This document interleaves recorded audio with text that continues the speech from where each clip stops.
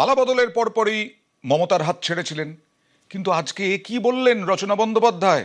বললেন তৃণমূল জিতলে তিনি তৃণমূলেই থাকতেন। আর রচনা বন্দ্যোপাধ্যায়ের কথা শুনে চূড়ান্তভাবে মুখ বেঁকালেন কল্যাণ বন্দ্যোপাধ্যায়।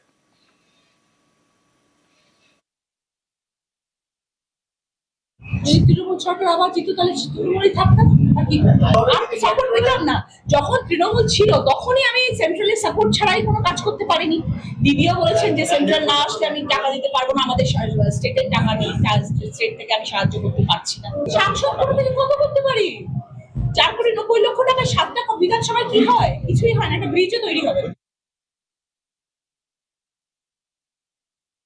এরা সব সুযোগ সন্ধানী ভদ্রমহিলা, এদের কথা বলেন কেন? এরা রাজনীতিতে পচা, এরা মানুষের কাছে ঘৃণার পাত্র হয়ে গেছে। এরা তো মানুষের কাছে যায় না।